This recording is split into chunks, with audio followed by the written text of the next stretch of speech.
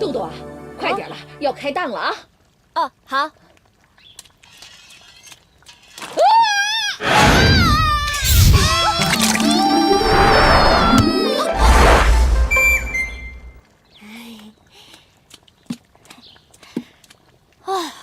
幸好没事。豆豆，帮娘解决吧。哦。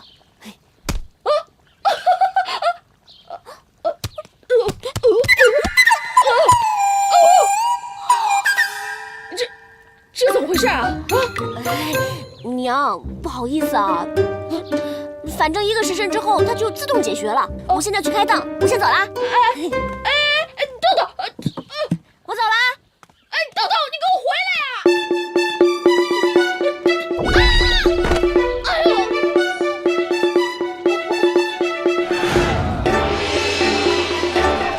大娘早，来了。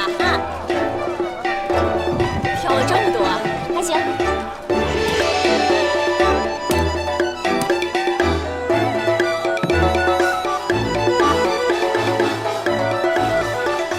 卖豆腐喽！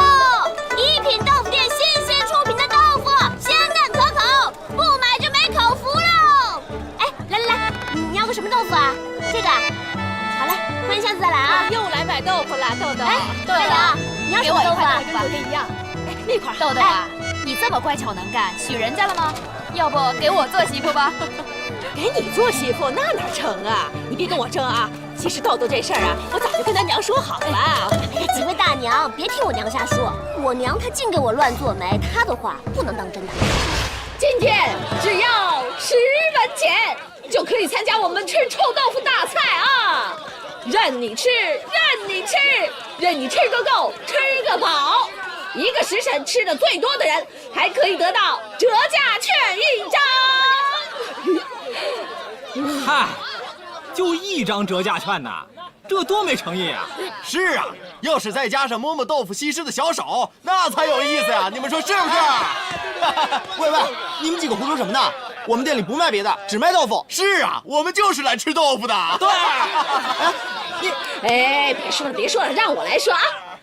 好，今天是我们一品豆腐店开幕5年的大喜之日，怎么好得罪我们老客户呢？对不对？那是不是要摸摸豆豆的小手啊？简单啊，只要多加5文钱，一共是15文钱，赢了就可以摸豆豆的小手，好不好？赶快点钱来！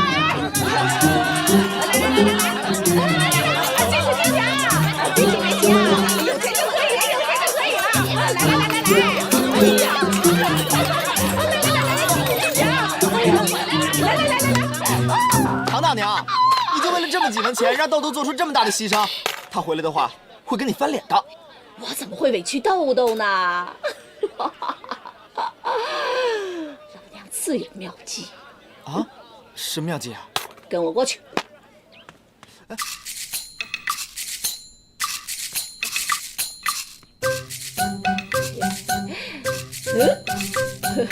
豆豆小手，这什么意思啊？我就说摸豆豆小手，没说是哪一个小手啊。这行不行得通啊？肯定行得通了，干活去啊！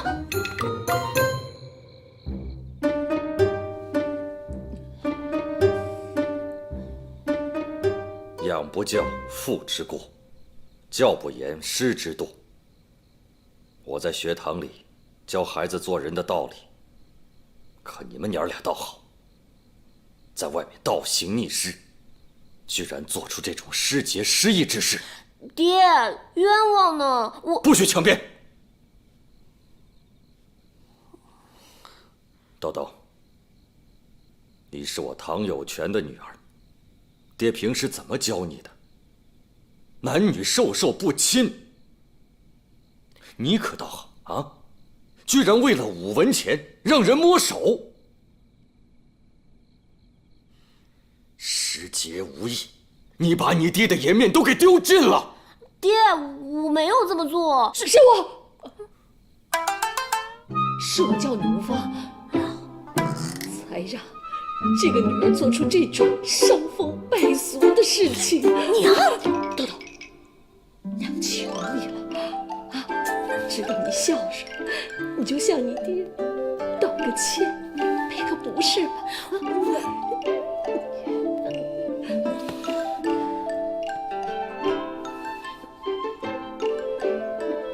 爹，我错了，对不起。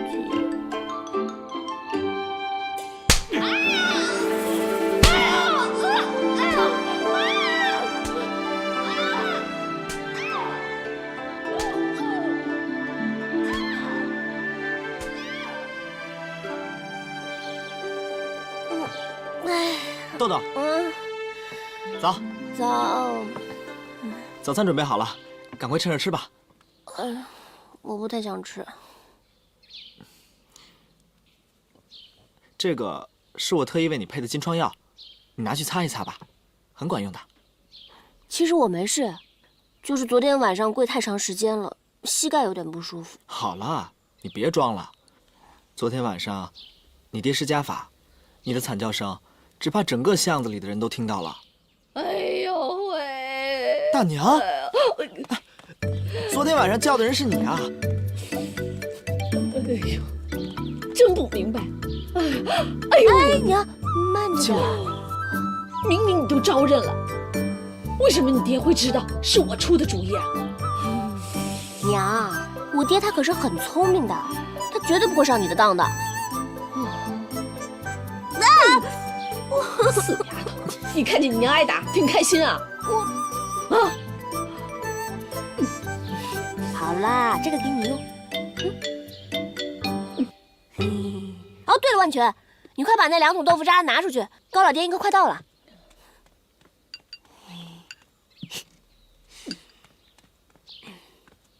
哎，给我放下！你要干嘛？这些豆腐渣可都是宝贝啊！我每天拿它来擦脸，哇，你看又滋润又美白。你现在连香粉都不用擦了。你少忽悠人了，万全，你快把它拿出去。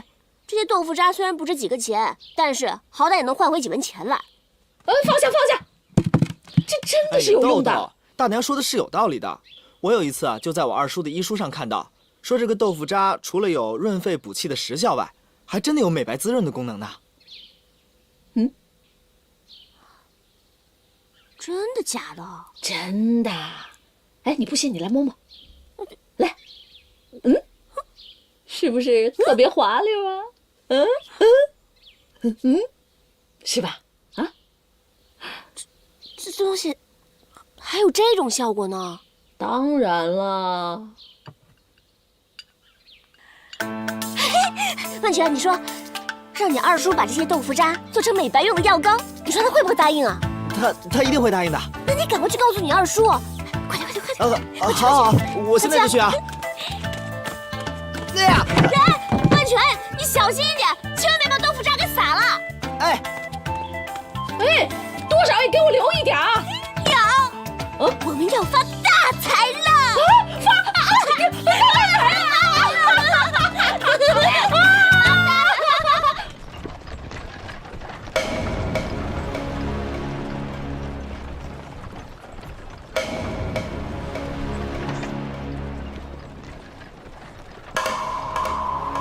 王兄，真是没有料到，你竟会遭逢如此不幸。王10几年的兄弟，无论如何也要将你全家安葬，安息吧。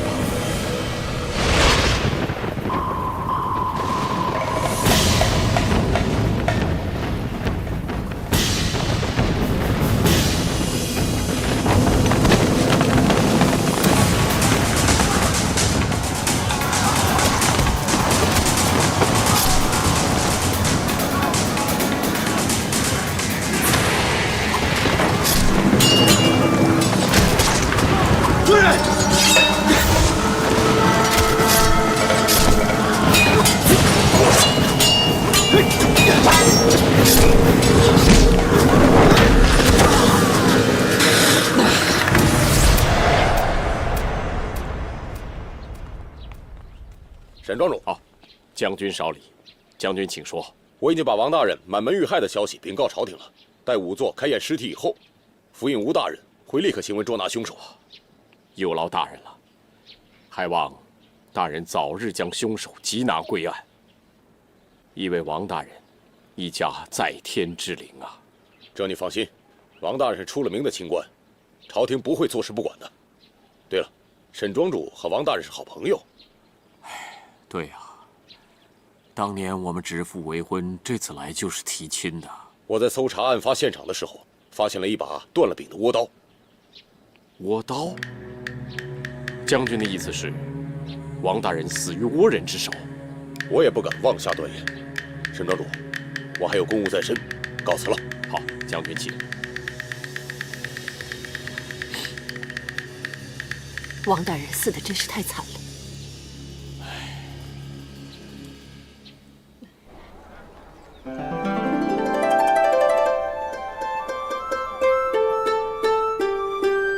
独家售卖一品豆腐店的回春药泥，10文钱一挂，现在开卖。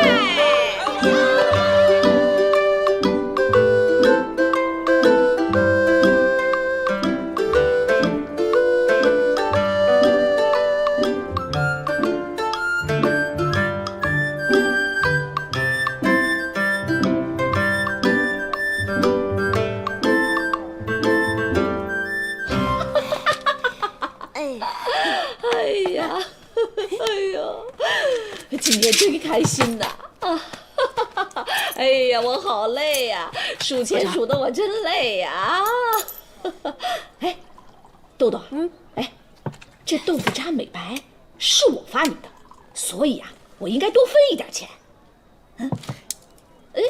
娘，我们俩是一家人，什么分你的我的，最应该分的是万全，他的这一份是绝对不能少的。哎，豆豆，不用，我做这些不是为了钱。我今天很开心。哎，对啊，开心你已经赚到了。哎，不对呀，你为什么那么开心啊？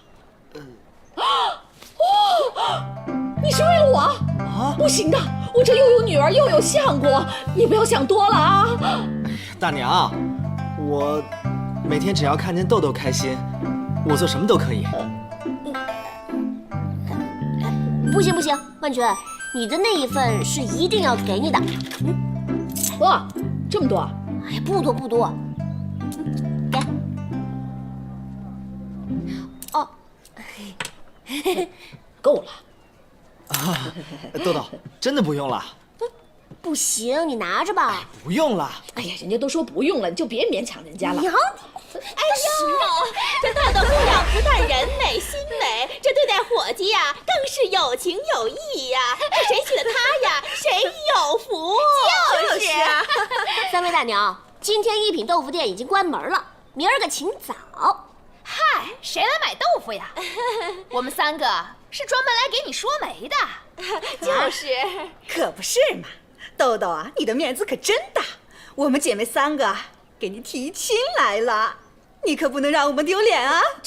这是哪家公子那么大的本事，把你们3个都请过来了？孙员外，怎么又是他呀？还有完没完了？对不起啊，我谢谢你们3位大娘，我的婚事呢就不劳你们费心了。万全送客。走，边儿去！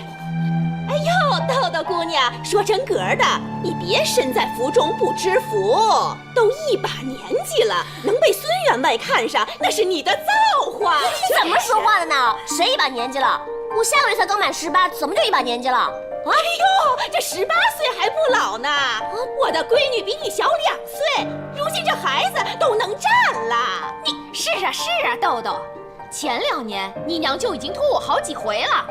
人家一听你家是卖豆腐的，哎呦，你一个姑娘家整天在外面抛头露面的，谁还肯要哦？你这个臭嘴巴说什么呢？娘，怎么回事啊？我不是跟你说过我的婚事不用你操心吗？你瞎搅和什么呢？豆豆姑娘，那个孙员外他呀……给我住口！哎呦，孙员外，说你们这几个饭桶啊，就这么点事儿都办不好。唠唠叨叨说了半天，都是些废话。孙员外，你起息怒，都怪那个豆豆丫头，她不知好歹。就是呀，我们说破了嘴，这丫头就是不答应。她要是好说话的话，我花那么多银子请你们来干嘛？啊！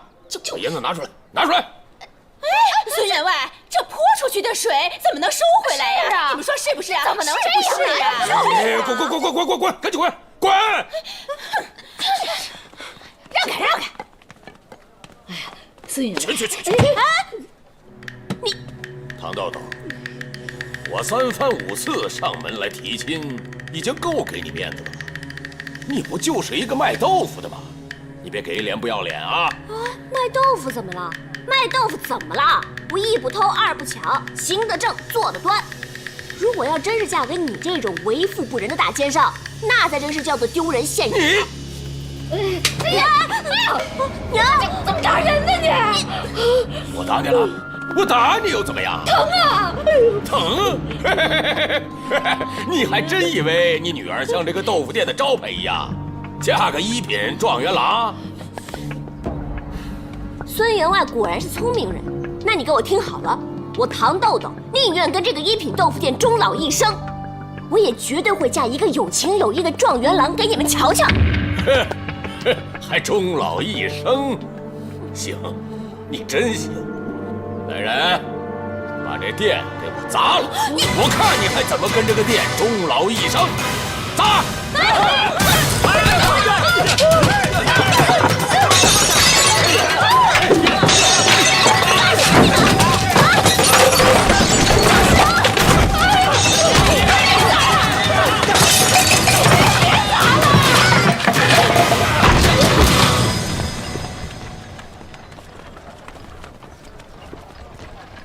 都怪我不好。如果去年我把两家的婚事给办了，至少还能为王家留下一个活口。现在说这些已经没有用了，只希望老天爷有眼，尽快把凶手抓到，以为王大人在天之灵。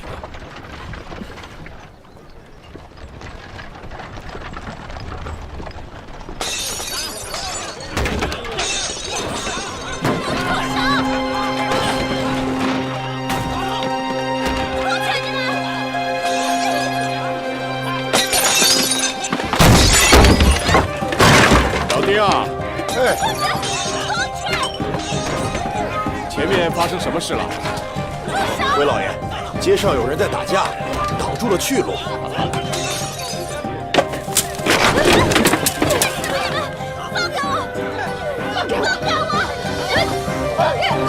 来，把这些都给我砸了，拆了！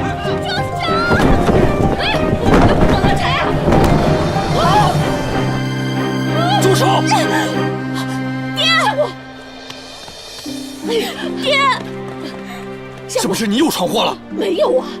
豆豆，你说，这到底是怎么回事？爹，都怪这个姓孙的，他让我当他的七姨太，我不同意，他就把咱们家的豆腐店给砸了。是啊。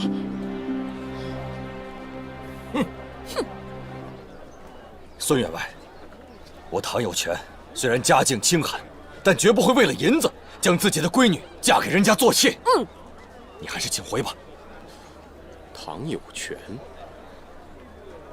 老爷，你认识他？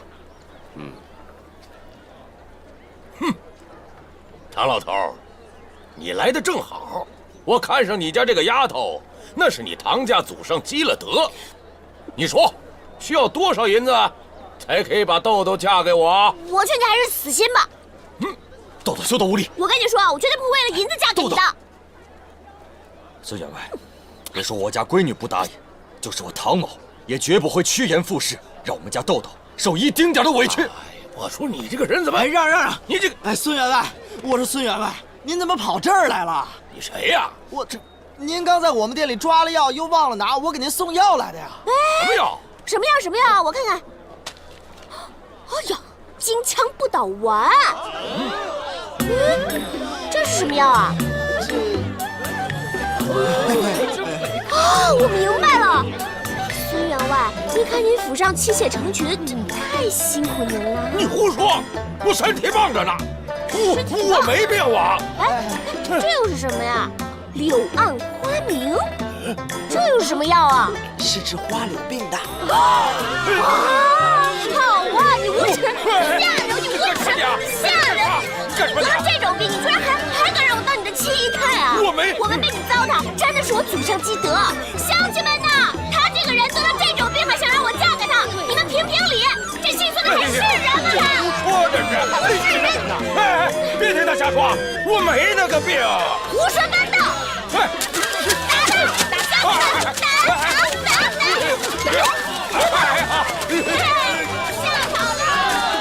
这姑娘有意思。没病你跑什么呀？哎呀，你的药还没有拿走呢，我给你。同学，谢谢乡亲们。谢谢。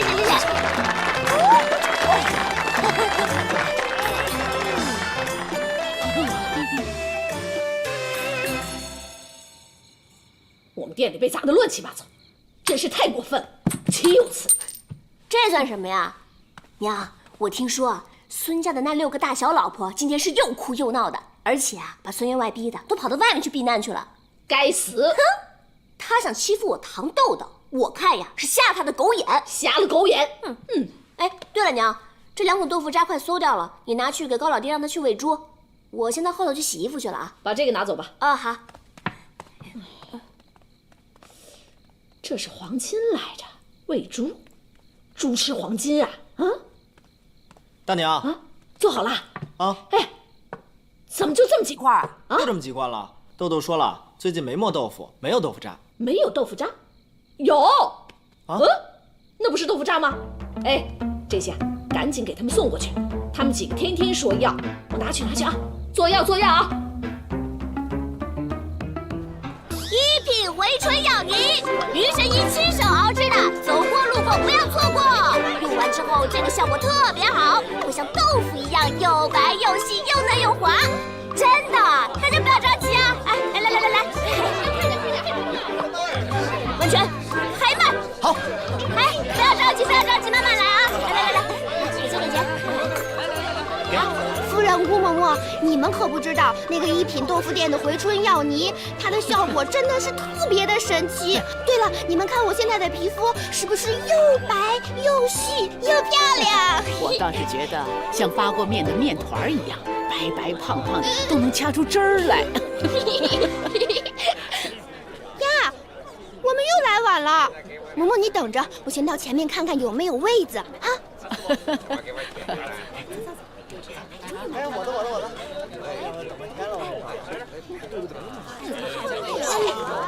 干什么？别插队！效果特别好，哎呀，干什么呀？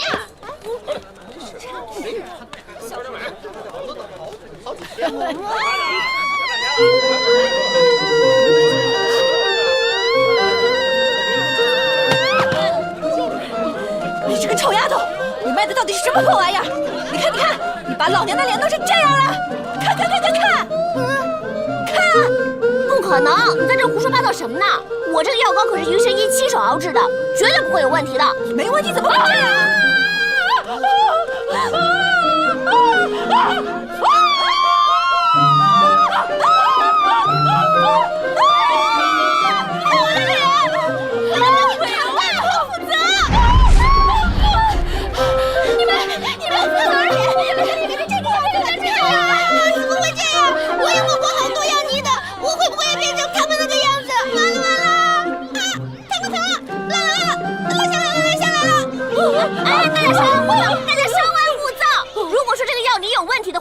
我唐豆豆一定会负责到底的。哎，怎么回事？二叔，余神医，哎呀，你来的正好，你看看他们的脸，你看看他们的脸，哎呦，看，哎呦，怎么这么丑啊？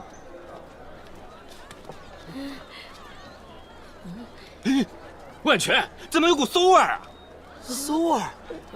万全，我一再叮嘱你。做药泥的豆腐渣一定要新鲜的，要当天的。我没忘啊，我是用。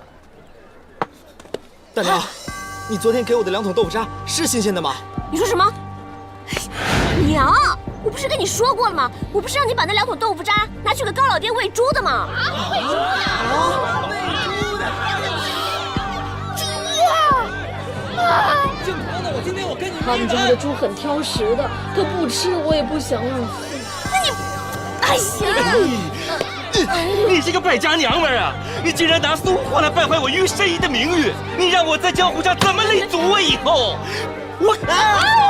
二叔，你现在说这些也没用，你先想想怎么治他们的脸吧。是啊是啊。哼，我的脸还不知道怎么治呢，我不管。于圣义，于圣义，我觉得你行行好，我娘她不是故意的，你帮帮我们吧。你娘！他不要脸！姐姐，圣义不好了，唐夫子叫官差给抓走了。什么？等一下，官爷怎么了？官爷，放开我爹！官爷，你干嘛抓我家相公？你家相公叫唐有权是吧？是啊。一品豆腐店的掌柜是他吧？是我爹，怎么了？翰林院曹大人的爱妾用了你们店卖的回春药泥，结果整张脸溃烂流脓。曹大人一气之下把你爹告上衙门。走。官爷。你不要抓我家相公，这个祸是我闯的，你要抓就抓我吧，你别抓我相公啊！娘，豆豆，娘进去坐牢之后，你以后就要给你爹煮饭了。你爹他不喜欢吃菜，他要吃多一点肉，他喜欢吃肥肉，要7分肥3分瘦的啊！娘，你把我相公放了啊！你抓我吧，来！行，且慢，官爷，我身为一家之主，理当承担所有责任，带我走吧。不要啊，相公！爹，相公！娘，放我相公！相公！起来吧，娘！我不起，相公！二叔，您不能走啊！您要是走了的话，那他们怎么办啊？好痛啊，二叔！臭小子，让你好好看医书不好好看，现在不明白了吧？就知道去豆腐店献殷勤。二叔，那我错了还不行？知道自己错了，还不跟我走？二叔！哎呀！全都给我立定！二叔，您不是常跟我们说“医者父母心”吗？那您这次就当是救死扶伤，也当是帮帮徒弟我吧。药膏拿来。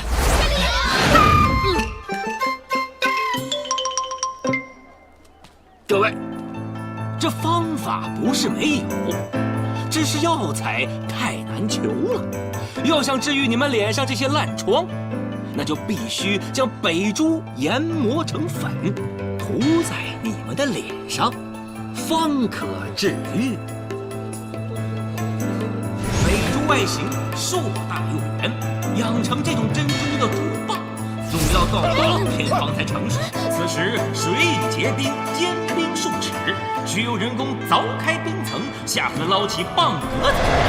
而且100枚左右的蚌壳方能采到1颗北珠。掌柜的，我跑遍了整个京城才打听到，贵店最近新进了一批北珠，求求您行行好，把北珠卖给我吧。你见过北珠吗？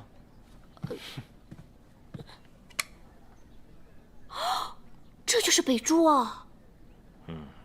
太好了，我终于找到北珠了。200两银子。200两银子啊！不好意思啊，我今天没有带够那么多银子。你没银子，你来干什么？走，别耽误我做生意。掌柜的，掌柜的，我这真的很需要这颗北珠救命的。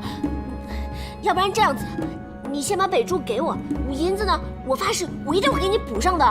哎呀，我说你这个姑娘怎么这么烦人呢？快出去！掌柜的，我求求你了，我知道我的要求不近情理，可是我爹他真的很需要这颗北珠救命的呀！求求您大发慈悲啊，掌柜的。大少爷有请。啊，大少爷是，大少爷在上面呢。啊，知道了。你快走吧。哎呀，大少爷，求求你施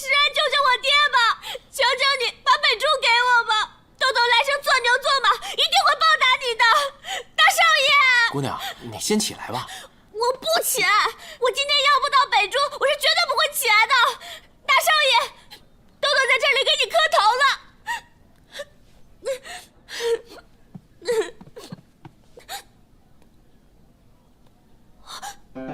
姑娘，我们家大少爷交代我把这颗北珠送给你了，你赶紧拿去救你爹吧。沈庄主，若非你施恩相救，唐某恐怕难以脱险。大恩大德，实在无以为报。哎，我敬唐夫子啊！唐夫人，来来来。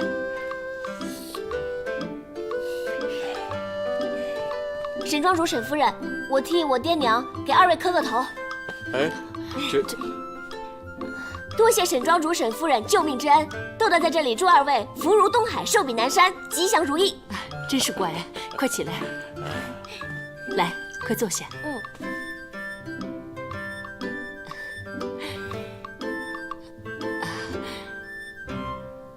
老爷，你看这唐家姑娘长得多俊俏啊！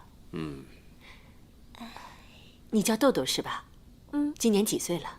啊，回夫人，下个月就满18岁了。古时候有提营救父，豆豆啊，我看你救你爹爹的这份勇气真是不可多得啊！为人子女本应当如此嘛。哦，对了，夫人，我写了一张200两银子的借条，夫人，请您收下。你这是做什么？你快收回去，钱的事不要再谈了。不行啊，夫人，你一定要收下的。爹，你看，这笔钱，唐家是一定要还的，否则我唐某还有何颜面教孩子们立身处世之道？哎呀，唐夫子，你这句话就严重了。钱乃身外之物，你又何必执着呢？哎，不，沈夫人，我看您还是收下吧，要不然我爹他可是睡不着觉的。这，唐夫子，老实跟你说吧，送给豆豆的那颗北珠是小儿伯南的主意，我们俩也是事后才知道的。要不这样吧，我就先替他收着，至于还钱的事，你就别放在心上了。伯南，夫人说的可是素有江南第一才子之称的沈伯南，沈大少爷？唐夫子，你认识小儿伯南？啊，仰慕已久，无缘得见，没想到竟是贵家公子啊！沈家公子自幼聪颖，7岁时就考上秀才，经史子集，诗文吟唱，歌赋词曲，金石书画，无所不能啊！素有江南第一神童之美誉啊！唐夫子过奖了。我倒是听我儿夸赞唐姑娘才貌双全，孝心感人。她今天本来是要来的，后来临时有点事来不了了，但是她托我捎封信给唐姑娘。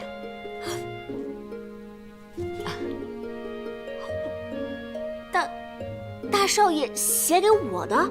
是啊，他跟我说他对唐姑娘的印象十分之好。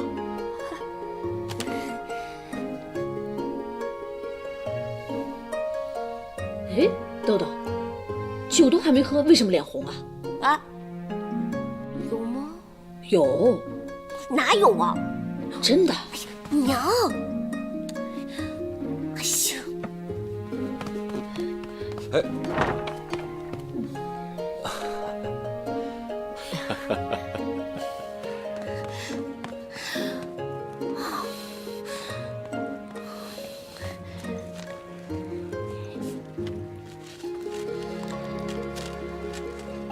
提营救父孝感天，唐门有女堪比焉。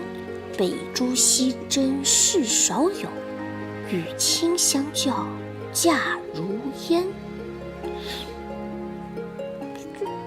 什么意思啊？应该是在赞美我吧。百花酿豆腐上菜喽！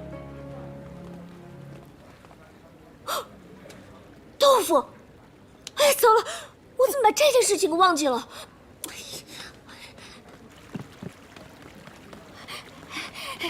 哎，掌柜的，对不起啊，那个前2天因为我家里有事，所以我才没有按时给你送豆腐的，一定耽误您做生意了吧？我保证，从明天开始，我一定会准时给你送豆腐的。对不起，哎呀，豆豆，对不起啊，你瞎咋呼什么呀？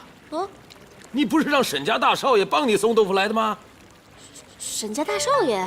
是啊，府上派人送豆腐来的时候，还特别交代过，说你这2天呐忙着救唐夫子，让我别催你呢。唐夫子啊，你真是好福气啊！豆豆这个姑娘不但是孝顺，而且听说还有做生意的头脑，这真是太难得了。哎，那有什么用？一个女孩子家成天在外面抛头露面，成何体统？怎么会呢？像豆豆这么乖巧、这么懂事的女孩子，恐怕早就定亲了吧？不知是哪家的公子这么有福气？我们家豆豆，他还没有定亲，还没有定亲。刚才听豆豆说，他就快满18岁了。难道唐夫子跟唐夫人还没替他定下亲事？不是我们不帮他定亲，这2年来提亲的人可把我们家的门给踏扁了。可是呢，豆豆都把他们给拒绝了。为什么？对方条件不好，配不上他？哎，这些人的条件可是相当高，可是我们家豆豆的眼光也是相当的高。他说这个不好，那个也不行，那就拖到现在还没有定亲。我们家丫头从小就有自己的主意，谁的话都不听。我跟她娘啊，劝都劝不住。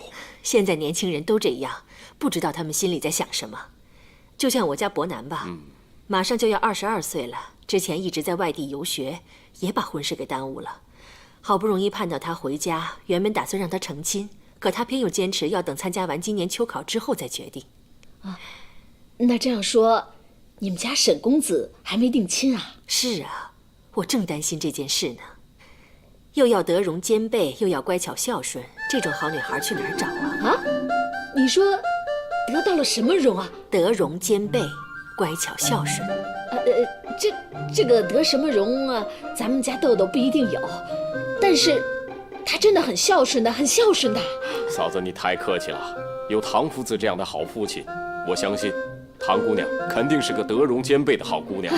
是。老爷，时候也不早了，我们该告辞了。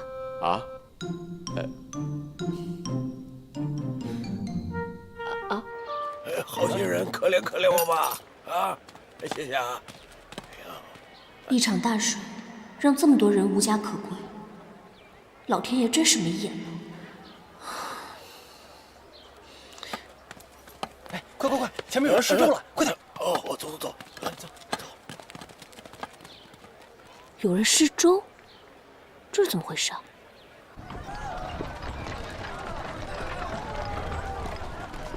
香萍啊，刚才你为什么不让我把话说完呢？咱们来的路上，你不是交代过我吗？一有机会就向唐夫子提亲嘛。这件事急不得。急不得？为什么呀？哎呀，再耽误下去，我担心会……老爷，你先听我把话说完。刚才你没有听见唐夫子说，豆豆是个很有主见的女孩子，就是她的婚事都要自己决定。既然是这样，你提了不也是白提？话虽如此，但我们总得试试吧。万一他就答应了呢？老爷，心急是喝不了热粥的。我看得出来，唐家2口子是10000个愿意的。只要我们再加把劲儿，在豆豆身上多下点功夫，我相信要不了多久，她一定会做我们家媳妇的。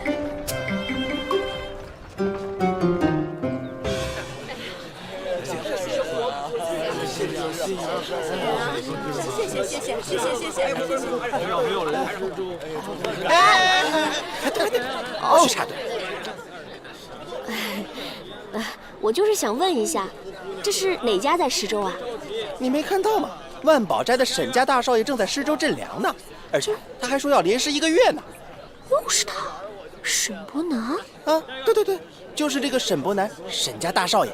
他呀，真是个活菩萨，不但人长得斯文俊雅，而且呀，他心底特别善良慈悲，老天爷肯定能保佑他考中状元。状元？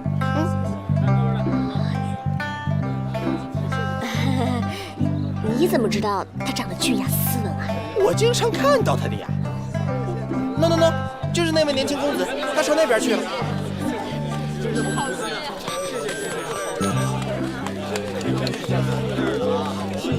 谢谢。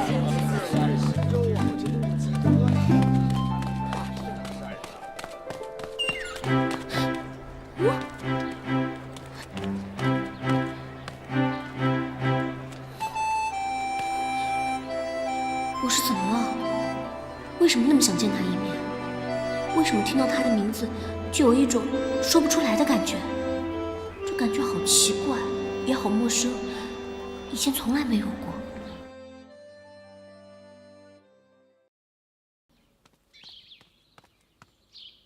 爹娘，我回来啦！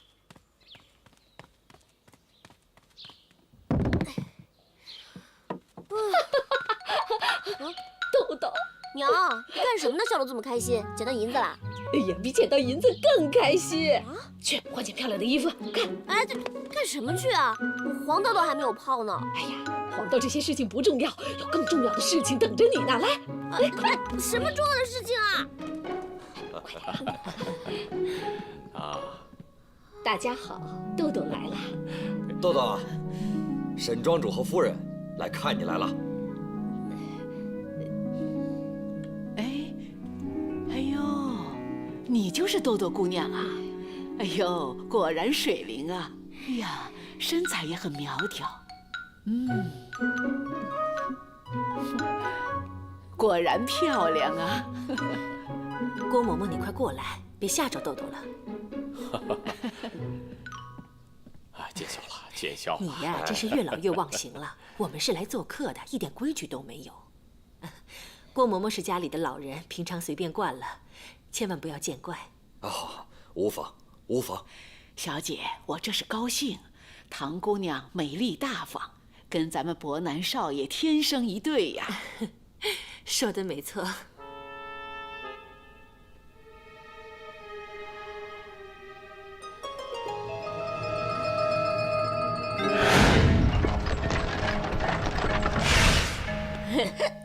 你还杵在这儿干嘛？赶快过去奉茶。喂，啊，请用茶，请。好好好。来，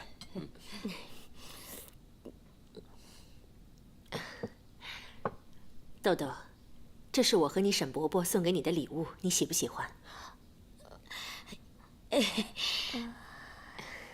我和你沈伯伯回去之后啊，就一直在想，如果你做我们沈家的媳妇，那该有多好啊！是啊是啊，我们家的小姐姑爷人可好了。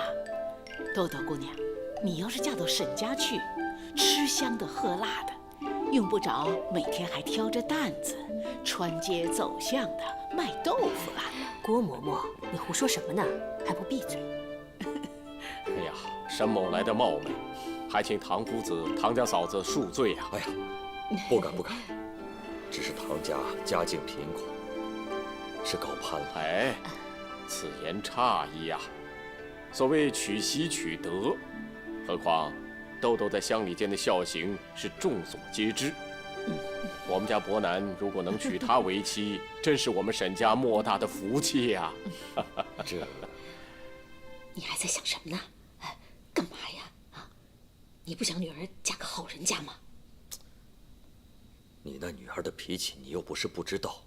她要是不点头，我也无可奈何呀。豆豆，你愿不愿意嫁给伯南，做我沈家的媳妇啊？如果你愿意的话，我一定会把你当女儿一般疼爱，不会让你受一丁点委屈。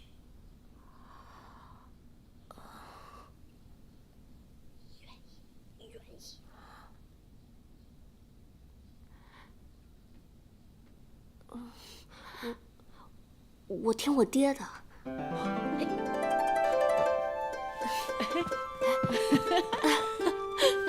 豆豆，豆豆，你怎么搞的啊？你要我问你，你爹要我问你，搞什么呀？这是怎么回事啊？以后咱们就是一家人了。哎，来来来，我以茶代酒，我敬你啊！豆豆答应了，豆豆答应了，豆豆答应了，答应了。唐夫人，那以后我就得喊你亲家母了。哎呀，亲家母，亲。哇，亲家母，你这宝石很大呀！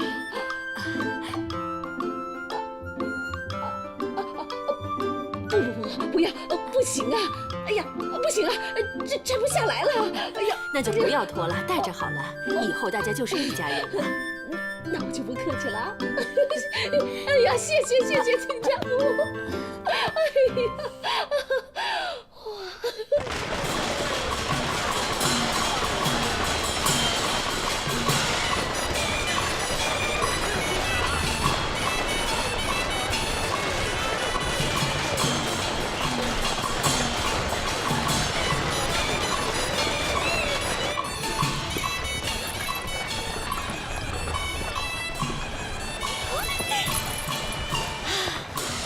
没想到我糖豆豆果然嫁了个一品状元郎。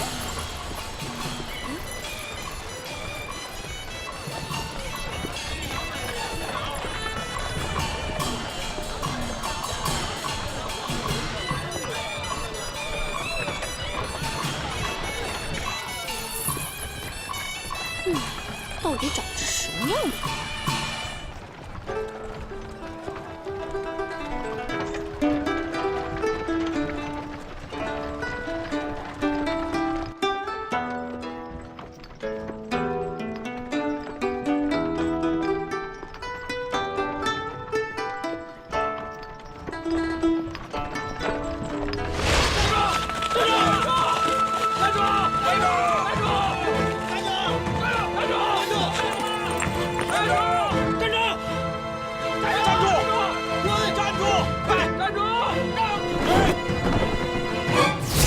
沈祖光，我一定要叫你们沈家身败名裂，以报我的断腿之仇。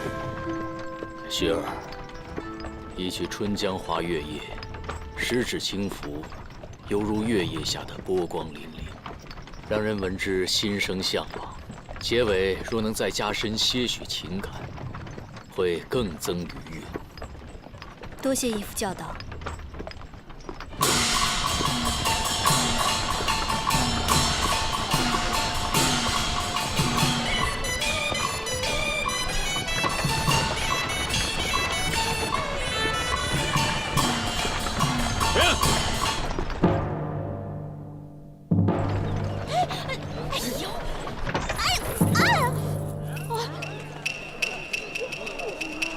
什么人如此嚣张？叫他们让开！大爷行行好，今儿个可是万宝斋沈家庄娶亲迎亲的日子，大爷你就让个路，大爷吉祥如意，同喜同贺。让开，豆豆，豆豆，豆豆，豆豆，豆豆。万全，你怎么来了？豆豆，你不能走啊！干嘛？我一直是喜欢你的。万全，你别跟我开玩笑了，我一直是把你当成兄长看待的。我没开玩笑，可我心里不是，我没有把你当妹妹看。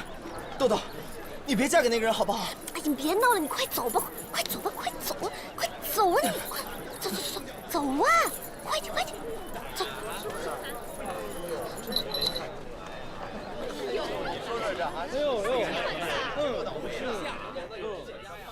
怎么了？回主子，万宝斋、沈家庄迎亲队伍等到，咱们让还是不让？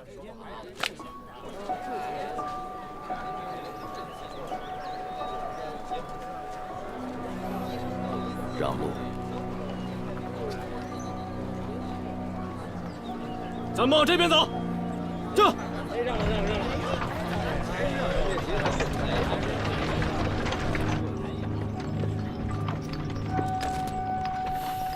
雪儿，继续。万宝斋沈家庄，咱们走着瞧。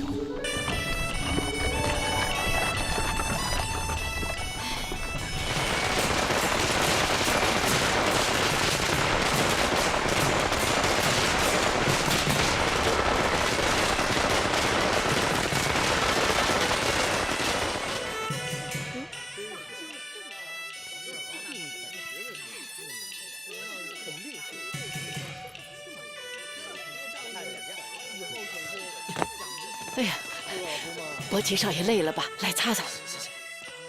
哎，新郎官别走啊，这还没踢花轿呢。怎么那么多事？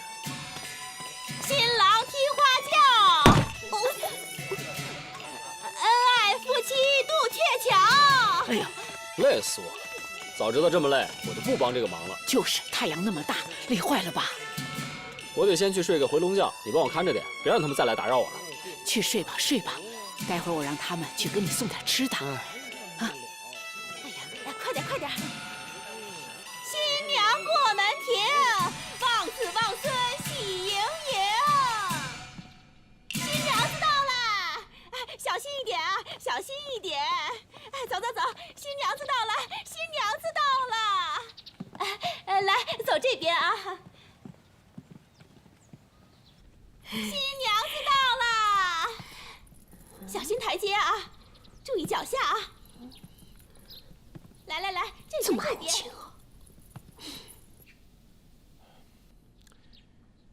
新娘子到，新娘子进门喽。来，小心一点啊。新娘，哎，这儿用不到你了，谢谢啊。小翠啊，带新娘到偏厅吃个喜酒。是嬷嬷。来，您跟我这边请。少奶奶，走吧。这边。走。拿着。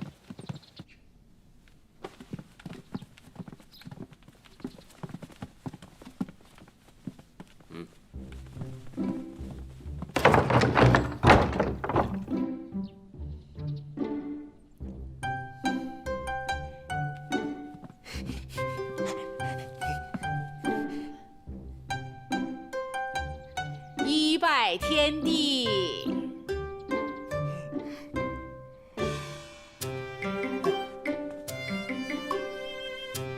二拜高堂，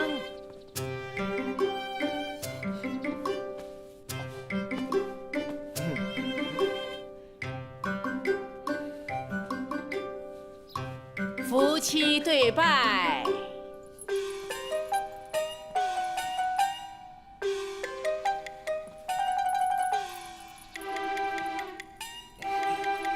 这是哪里的规矩？新郎官居然穿着虎头娃娃鞋来拜堂成亲。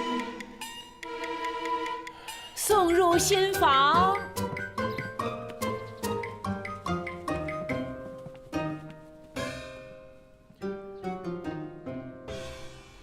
新娘貌美如天仙，天命注定是好姻缘。大少奶奶，你大喜安好，先在新房歇息会儿吧。老身先出去忙了。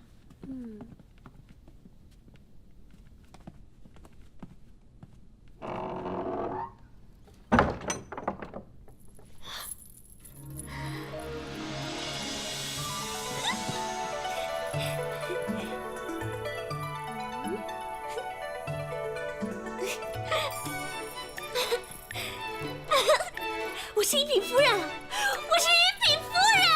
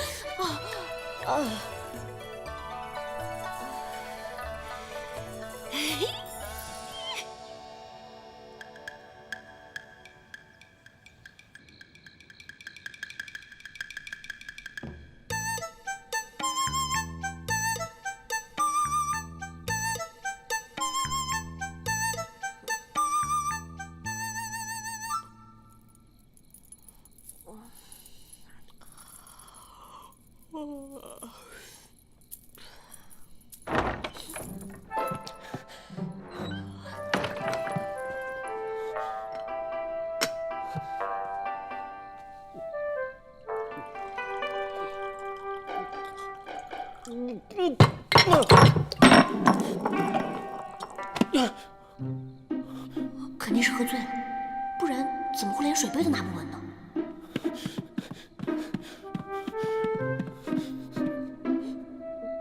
请问你有抹布吗？啊？哎，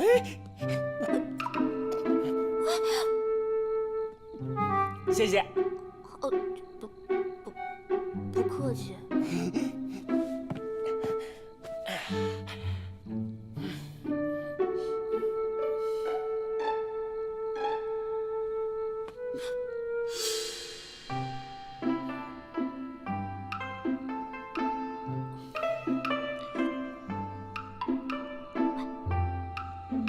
喂，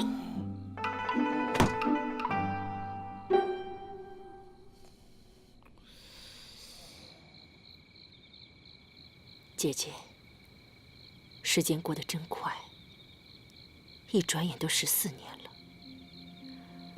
为了照顾伯南，这14年来我都不曾睡过好觉。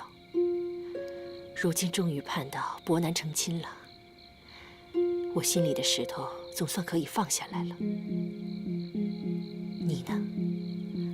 是否也和我一样不再介意以前发生的事，我的好姐姐？别跑！我拉你上来！快点把我拉上去！快点，快点！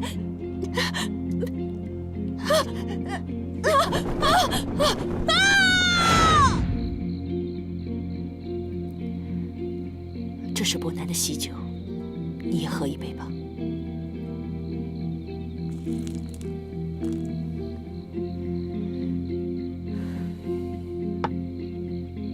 如果，我是说，如果一切可以从头再来的话，我一定不会让这件事情发生。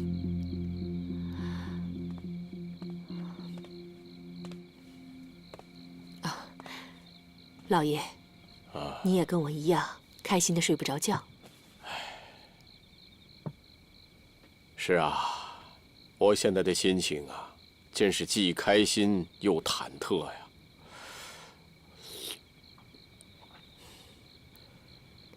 香萍啊，你说咱们这么做，会不会有负于唐家妇女啊？老爷，不管怎么样，他已经是沈家的人了，只要我们今后对他宽容些，相信亲家公能体谅的。唉，但愿如此吧。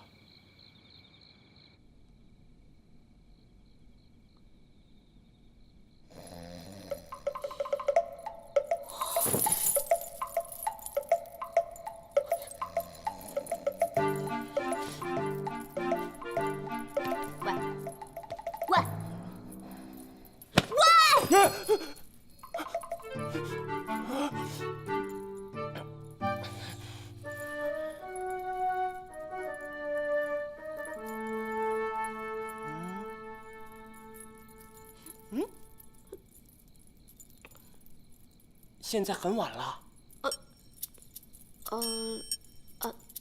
很晚了。你该回家了。这就是我家呀。这怎么会是你家？这是伯南的家。啊？哦，我知道了。你是不是找不到自己的家了？伯南小时候也有一次，伯南想出去玩，想去抓蝴蝶，然后我就上山啊。上山之后我就找不到蝴蝶，然后我就跑啊跑啊跑啊，看到蝴蝶了，然后我就扑上去抓蝴蝶，然后我就掉到……你别然后的，我怎么听不明白呢？伯南不说然后，不说然后啊。这样，我告诉我娘可聪明了，然后她就会带……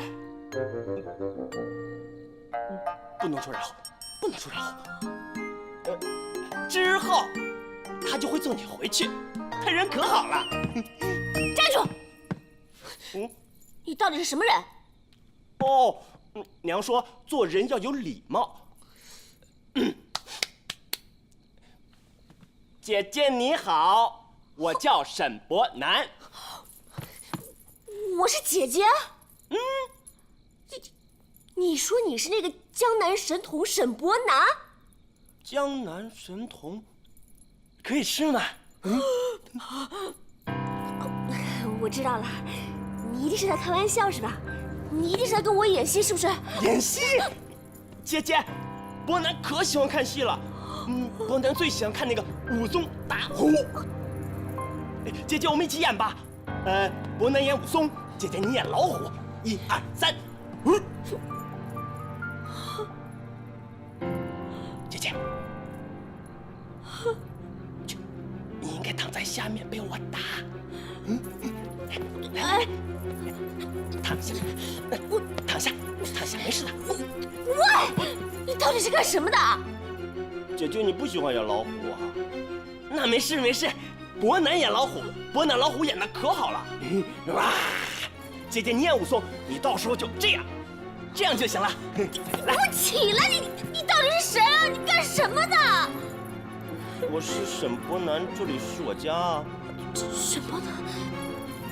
不可能啊！不可能的，你不可能是沈伯南的，你绝对不会是沈伯南，一定是我听错了，你不是沈伯南，不可能是沈伯南，不可能的。姐姐，我真的是沈伯南。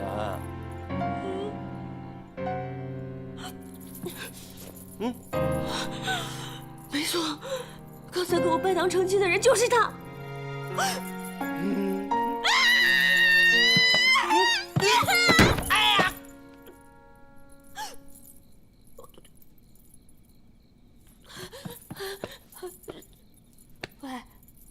喂，你醒醒！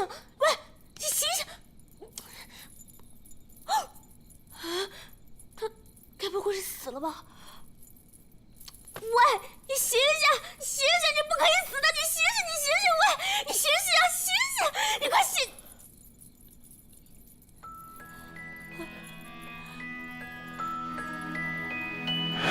喂，你是谁啊？干嘛跑到我挖的洞里来？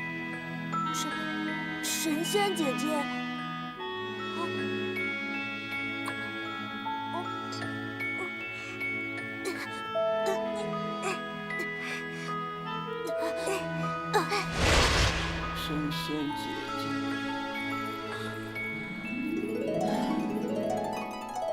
神仙姐姐，神仙姐姐，神仙姐姐，神仙姐姐，神仙姐姐，神仙姐姐，神仙你个头啊！谁是你的神仙姐姐啊？既然你没事的话，那我就先走了。嘿嘿。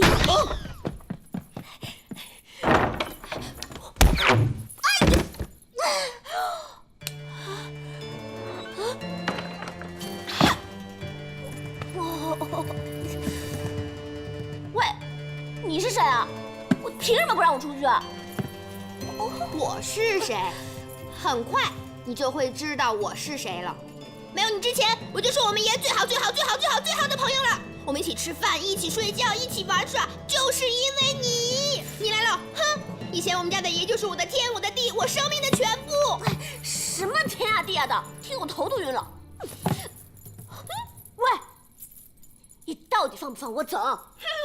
不放！你，不放是吧？小心我跟你来狠的！哎呦喂，跟我来狠的，往这儿打！你真打呀？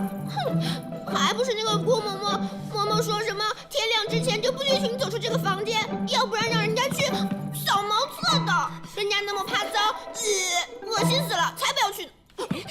豆豆，伯南去帮你扫茅厕。对人家最好了。喂，你给我放手啊！你们两个你侬我侬的话到里面去啊！干嘛拽着我啊？你不要了，人家还是好好大闺女呢。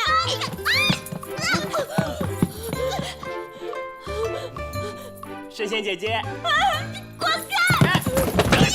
爷，你没事吧？你摔哪儿了？痛不痛啊？快让我看看，爷会起来。站住！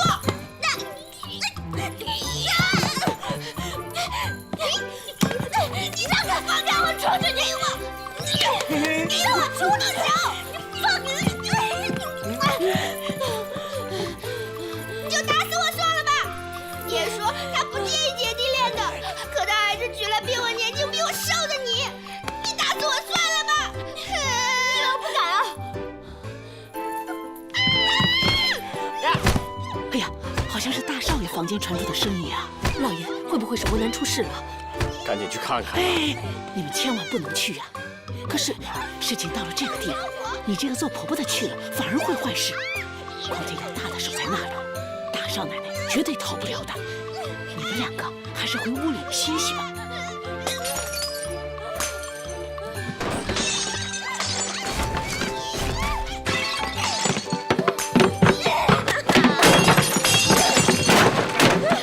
神仙姐姐，神仙姐姐，这里还有一个，还有一个。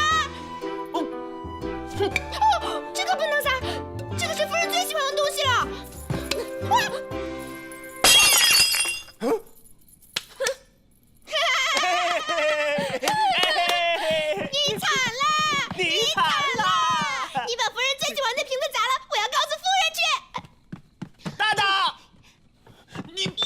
要去！你不能去，你不能告诉娘，娘她会生气的。就是要让夫人生气啊！夫人只有生气了，才能把这个野丫头赶走。哎，你快去，你快去，不让夫人把我赶出去，你快去啊！好嘞！你不能去！神仙姐姐，神仙姐姐，赶快躲起来！你干嘛？放开我！神仙姐姐，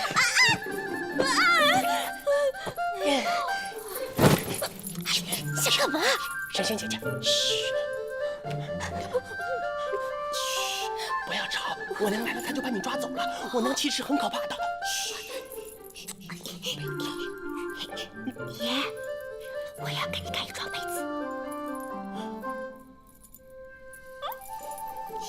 嘘，往里点。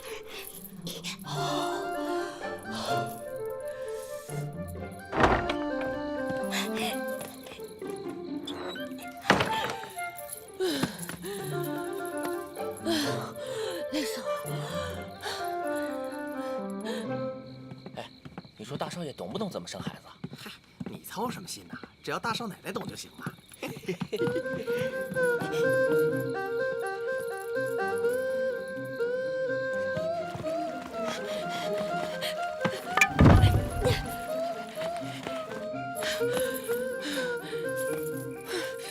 这个沈家都是骗子，想让我帮他们家那个傻子生小孩，我呸！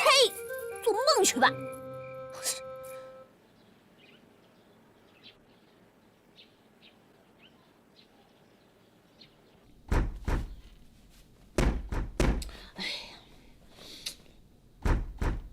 哎呀，谁呀？不做买卖别敲了。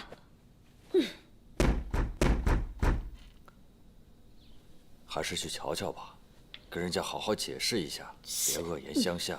毕竟来者是客。要我去开啊？哎呀，怎么不是你去开了？哎呀，谁呀？别敲了，门都让你给敲碎了。哎呀！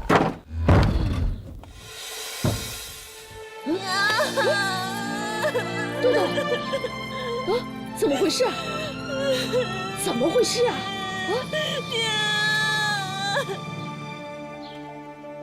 豆豆，别不开心了，把这个喝了。吃不下。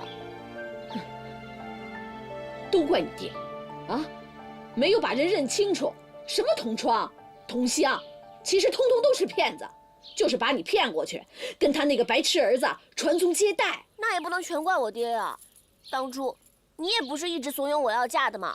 那你不能怪我呀！我怎么不怪你呀？你得怪你爹，是他跟我说的嘛，说那沈伯南是什么江南第一神童嘛，结果呢，连药桶都不如。你现在说这些有什么用啊？娘，你说我该怎么办啊？太过分了，豆豆居然敢骗我们，他们活得不耐烦了。他怎么回来了？走，找他们算账去。我不去，我再也不要见到那家人的嘴脸了。别怕，有我。走。娘。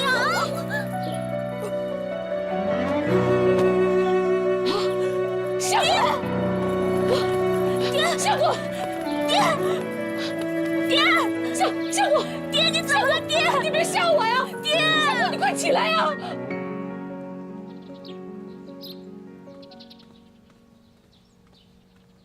大少爷、大少奶奶，云主给二位请安了。大少爷、大少奶奶。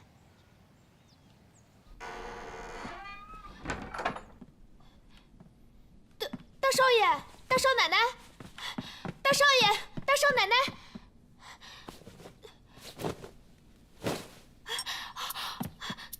大大，你，夫人，大大他，闭嘴！大大，起来，起来，起来呀！还不起来？怎么了？呀，人家什么都不知道，人家什么都不知道呀。伯南，伯南，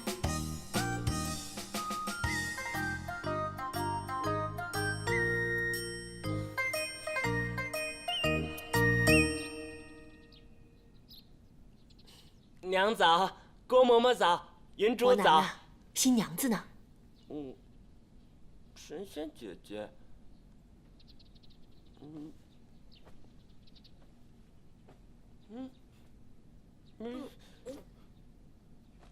这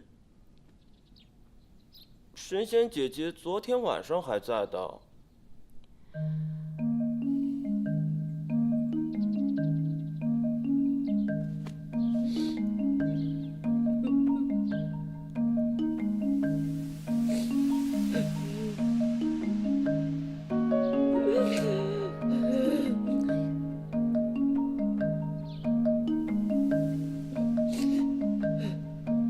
相公，余神医，我爹他怎么样啊？要不要紧啊？别吵！余神医，你一定要把他治好。相公，你不要死，没有你我活不了。出去，滚出去，滚！豆豆，快带大娘先出去吧，别妨碍我二叔用针。哦，娘，咱们走吧。走吧。相公，走。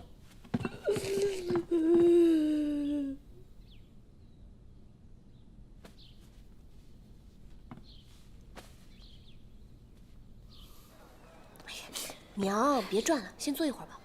坐。大娘，究竟发生什么事了？豆豆怎么会突然回家的？唐夫子又怎么会突然病倒的呀？哎呀，你就先别问了。行了行了，总算保住唐夫子的命了。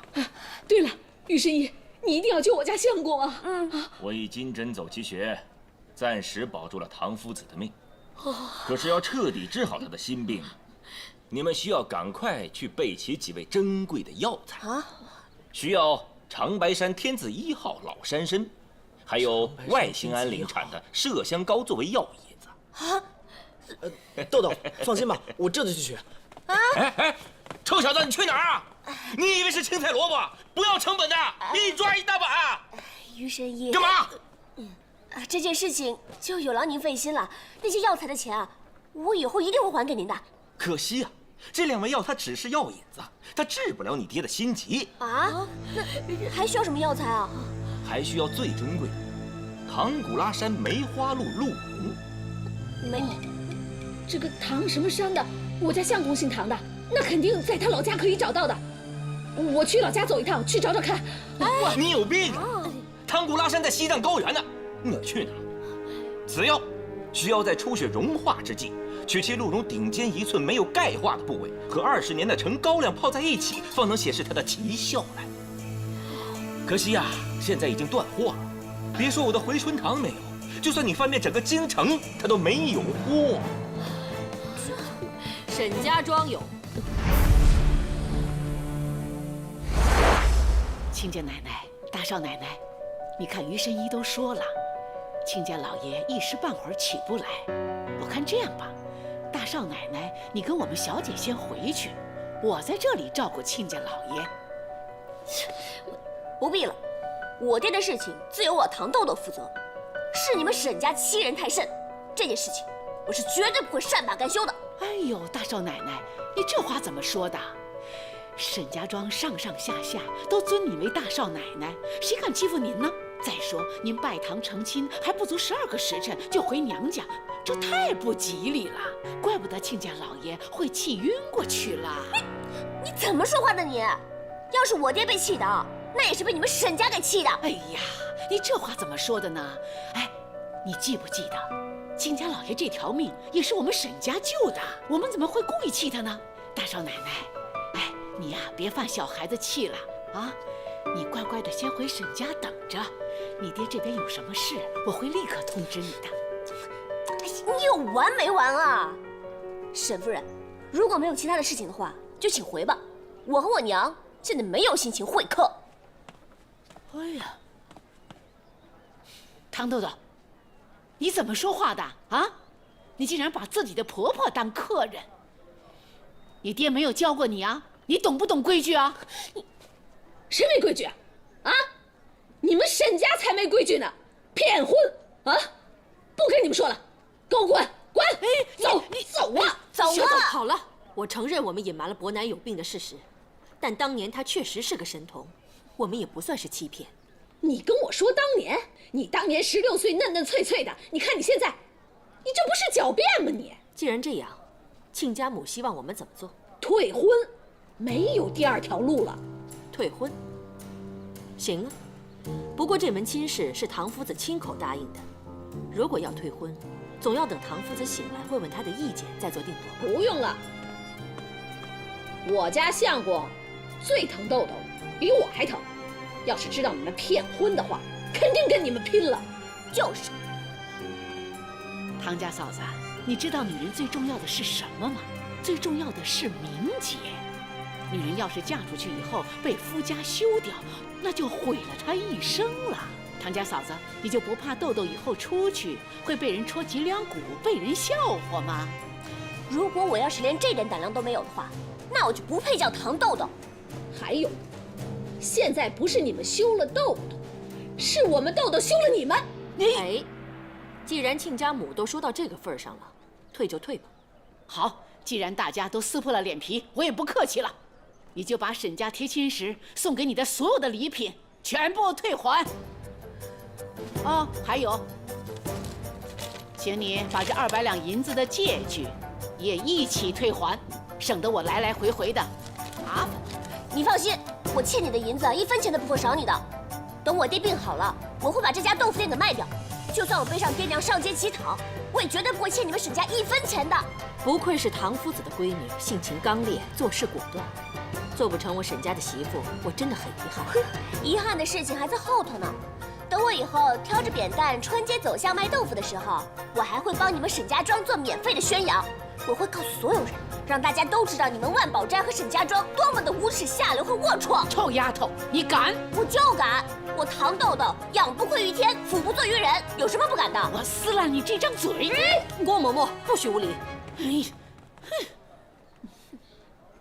我们走。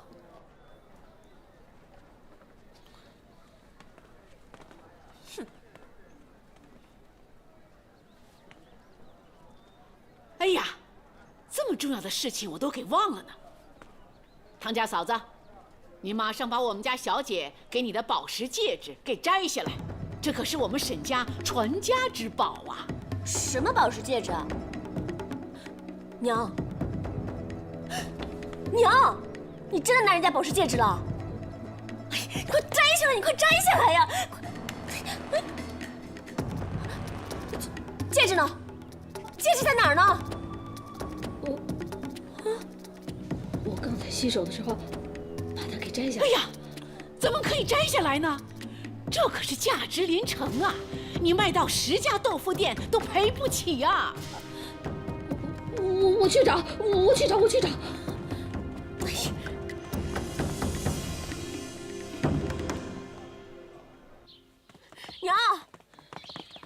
娘，戒指呢？娘，你把戒指拿出来！你站住，娘！戒指呢？我在找啊，是放在这儿？哎，好像放在这儿了。哎，好像是这儿。在哪儿？你不会是把它输掉了吧？我进过赌场，我忍不住进去，然后就输掉了。娘，你怎么可以这样啊？你知不知道差点害死我呀？如果没有了宝石戒指，我有什么资格去跟沈家的人谈判呢？娘，我下半辈子跟傻瓜一起过，我还不如死了算了。你气死我了！豆豆，你别这样，你听我说，我以后不赌了，我不赌了，我发誓，我不赌了，我一定不会再赌了，我发誓我不赌了。你每次都发誓说不赌了，可是后来呢，又偷偷的跑去赌，我每次都给你填窟窿，你一次又一次的骗我，你这个沈家有什么两样吗？我对不起你啊，女儿，你原谅我好吗？对不起啊，女儿。没有了宝石戒指，你说沈家人能善罢甘休放我回家来吗？我爹要是知道我嫁给了一个傻子，你说他该怎么办啊？我怎么会有你这样的娘？你配当我娘吗？不配，我不配。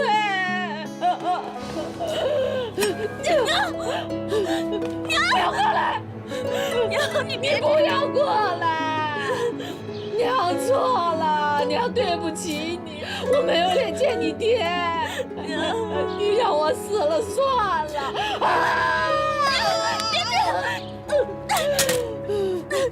娘，你干什么呀？娘不想这样死，娘舍不得你们。豆豆，你原谅我好吗？原谅娘好吗？你别生气了。好了，我原谅你了，你别这样了。你说的对，要是让你爹知道了这件事，那肯定把他气死了。没有你爹，我还能活吗？我活也不活了。娘，你放心，我绝对不会让爹知道这件事情的。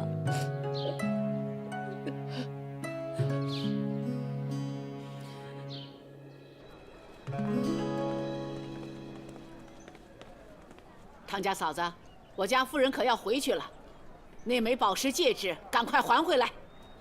沈夫人，我想跟你谈一笔生意。你说，拿我来抵押这颗宝石戒指，你看怎么样？豆豆，只要你肯跟我回去，戒指的事我当没发生过，以后也不会再提。我的话还没有说完呢，我绝对不会因为一颗破石头待在你们家一辈子。你，1年，只有1年时间。不行，1年怎么够啊？至少1年为限。小姐，嬷嬷，我也有个条件。你说，1年之内，你要尽到一个做妻子的义务，细心照顾伯南的生活起居。算了吧，算了，娘，你放心。行，一言为定。